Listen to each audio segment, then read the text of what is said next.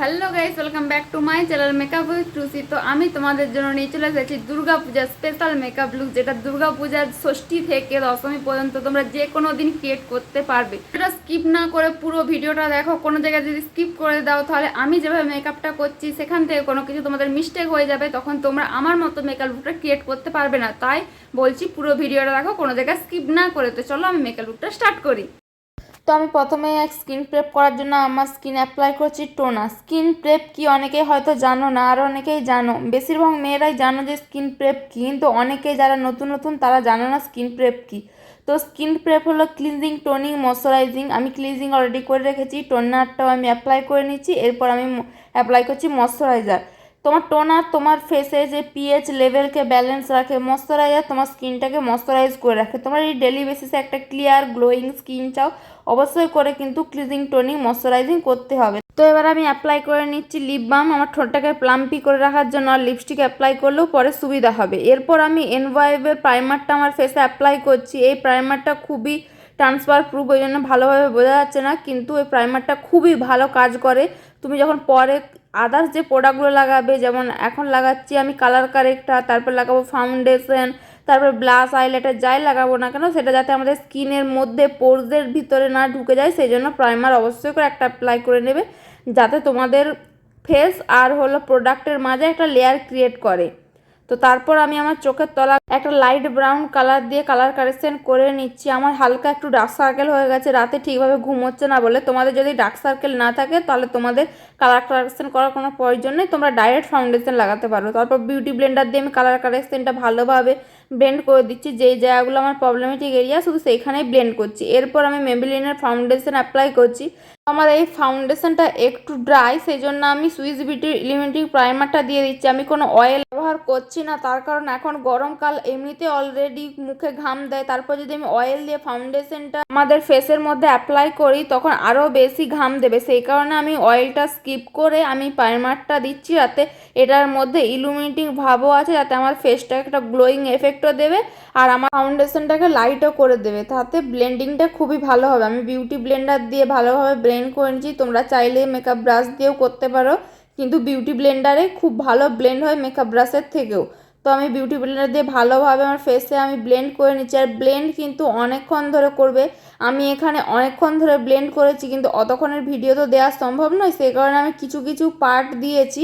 কিন্তু তোমরা ব্লেন্ডটা অনেকক্ষণ ধরে করবে, যাতে একটা সুন্দর বেস ক্রিয়েট হয়। আমি এনভাইভের কনসিলারটা দিয়ে আমার ফেসটাকে হালকা একটু হাইলাইট করে নেব। তার জন্য চোখের তলায়, নাকের উপরে আমি একটু হালকা একবারে কম অ্যাপ্লাই করে নিচ্ছি। তারপর এটাকে বিউটি ব্লেন্ডার দিয়ে ভালোভাবে ব্লেন্ড করে নেব, যাতে আমার ফেসটা একটু হাইলাইটিং এফেক্ট দেয়। রাত্রেবেলার মেকআপে একটু হাইলাইটিং এফেক্ট হলে ভালো লাগে, কিন্তু দিনের বেলা চাইলে তোমরা স্কিপও করতে পারো। তারপর আমি ভালো মতো যেখানটায় যেখানটায় লাগিয়েছি আমি ভালো করে বিউটি ব্লেন্ডার দিয়ে ব্লেন্ড করে নিচ্ছি। তোমাদেরকে আবারও বলছি, ব্লেন্ডিং যত ভালো করবে মেকআপ কিন্তু ততই সুন্দর দেখাবে।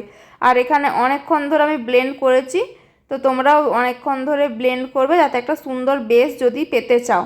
তোমার ব্লেন্ডটা যতক্ষণে হচ্ছে তোমাদেরকে আমি আরেকটা কথা বলে দিই, আমার প্রত্যেকটা প্রোডাক্টের লিঙ্ক কিন্তু আমার ডিসক্রিপশন বক্সে দেওয়া আছে, তোমরা সেখান থেকে চেক আউট করে নেবে, তাহলে তোমরা প্রত্যেকটা প্রোডাক্টের লিঙ্ক পেয়ে যাবে। এরপর আমি আমার ফেসটাকে সেট করার জন্য একটা কম্প্যাক্ট পাউডার, একটা ফ্লাফি ব্রাশ নিয়ে নিয়েছি। এটাও এনভাইভের কম্প্যাক্ট পাউডার। তো এনভাইভের প্রোডাক্টগুলো খুবই ভালো হয়, তোমরা চাইলে নিতে পারো। তারপর আমি ফুল ফেসটাকে ভালোভাবে সেট করে দিচ্ছি একটা ফ্লাফি ব্রাশ দিয়ে। অবশ্যই করে গরমকালে কিন্তু যাদের ড্রাই স্কিন, অয়েলি স্কিন, সবাই কিন্তু ভালোভাবে ফেসকে সেট করে নেবে।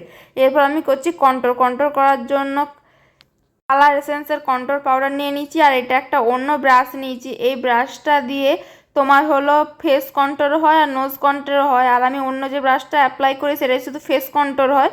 এইটাতে তোমরা দুটাই করতে পারবে। আর এই ব্রাশটা একটু ফ্লাফি, সেই ব্রাশটার মতো এতটা ফ্লাফি নয়, এটা একটু হার্ড টাইপের, কিন্তু ব্লেন্ডিং খুব ভালো হয়। জ লাইন, নোজ এগুলো খুব ভালোভাবে ব্লেন্ডিং করে দেয়। তো আমি নোজটাও ভালোভাবে সেম ব্রাশটা দিয়ে ব্লেন্ডিং করে নিচ্ছি, খুব সুন্দর একটা শার্পনেস লুক চলে আসে। তারপর আমি অ্যাপ্লাই করছি ব্লাশ। আর এই যে আজকে ব্রাশটা আমি ব্লাশে অ্যাপ্লাই করছি, এই ব্রাশটা আমার প্রথম মেকআপ প্রোডাক্টে কেনা, ফার্স্ট টাইম এই ব্রাশটা কিনেছিলাম। এই ব্রাশটা খুবই ভালো আর খুবই বাজেট ফ্রেন্ডলিতে এই ব্রাশটা পেয়ে যাবে। তো আমি ভাবলাম যে এই ব্রাশটা তো আগে আমি অ্যাপ্লাই করতাম, তো এখন আমি এই ব্রাশটা দিয়ে একবার অ্যাপ্লাই করে দেখি কীরকম ব্লাশ অ্যাপ্লাই হয়। এরপর আমি হাইলাইটারের জন্য সেম সেটেরই হালকা একটা ফ্লাফি ব্রাশ দিয়ে আমি ভালোভাবে হাইলাইটারটা অ্যাপ্লাই করে নিচ্ছি। খুব ভালোভাবে অ্যাপ্লাই হচ্ছে। এই ব্রাশগুলো আমার কাছে অনেক দিন ধরে ছিল, কিন্তু অ্যাপ্লাই করা বা ইউজ করা হচ্ছিল না, তো ভাবলাম যে আজকে করে নিই। তারপর আমি মার্সের ট্রান্সলুসেন্ট পাউডারটা দিয়ে ভালোভাবে আমার যে ব্লাশটা কন্ট্রোরটাকে শেপ দিয়ে দিচ্ছি। সব জিনিসে দেখবে একটা শেপ থাকলে সেটা দেখতে খুব সুন্দর লাগে, সেরকম মেকআপেও একটা শেপ থাকলে দেখতে খুবই সুন্দর লাগে। প্রথমে যখন এখানটা ঘাটাঘুটি হয়েছিল তখন কিন্তু অতটা ভালো দেখাচ্ছিল না, যতটা এখানে একটা শেপ চলে আসতে সুন্দর দেখাচ্ছে। তো আমার ফুল ফেসটা কমপ্লিট হয়ে গেছে। এবার করবো আই মেকআপ। আই মেকআপ করার জন্য প্রথমে করে নেবো আমি আইব্রো ফিল। তার আইব্রো ফিল করার জন্য ব্লু হেভেনের এই আইব্রো ফিলারটা নিয়েছি, যেটা এক সাইডে আছে পেন্সিল আর এক সাইডে আছে কম। তো আমি আইব্রোটা ভালোভাবে ফিল করে নিচ্ছি। আর আইব্রো যে যার ফিলার যে যার পছন্দ অনুযায়ী ইউজ করবে। তোমরা যদি আইব্রো পোমেড বা আইব্রো জেল যে যেই খুশি আইব্রো ফিলার ইউজ করতে পারো। তো আমি অল্টারনেট ডেতে অল্টারনেট ইউজ করে থাকি, কখনো আইব্রো জেল, কখনো আইব্রো পোমেড, কখনো পেন্সিল। যেটা যখন মনে হয় যে আমার এখন এটা প্রয়োজন আছে আমি সেরকম অনুযায়ী আমার আইব্রো ফিল করে থাকি। এরপর আমি ব্লু কালারের শাড়ি পরে আছি, কিন্তু আমার শাড়ির কালারের এখানে কালার ছিল না, সেই জন্য আমার যেই কালারের ব্লু ছিল সেটা দিয়ে অ্যাপ্লাই করছি। তো প্রথমেই আমি একটা ফ্লাফি ব্রাশে একটা ইয়েলো কালার দিয়ে আমার প্রথমে ক্রিজ লাইনটা ভালোভাবে ব্লেন্ড করে দিচ্ছি। আমার ওই প্যালেটটাতেই আজকে আমি আই মেকআপ করবো। তো ভালোভাবে আমার ক্রিজ লাইনে ইয়েলো কালার দিয়ে ব্লেন্ড হয়ে গেছে। সবসময় লাইট কালার দিয়ে ক্রিজ লাইন ব্লেন্ড করার চেষ্টা করবে। তারপর আজকে আমি একটা ইউনিক স্টাইলে আই মেকআপ করছি। তো প্রথমে আমি আইয়ের যে সামনেটায় যেটা হলো ল্যাশ লাইন, সেই ল্যাশ লাইনে ভালোভাবে ব্লু কালার দিয়ে আমি ব্লেন্ড করে নিচ্ছি। তারপর একটা গ্লিটার ব্লু তার উপরে দিচ্ছি। মানে প্রথম অন্য দিন সময় আমরা কি করি, উপর দিকে দিই পাউডার, তারপর নিচে দিই গ্লিটার। তো আজকে আমি নিচে দিচ্ছি পাউডার, উপরের দিকে দেবো গ্লিটার। তো আজকে আমি ভাবলাম যে একটু একটা ইউনিক স্টাইল করে থাকি।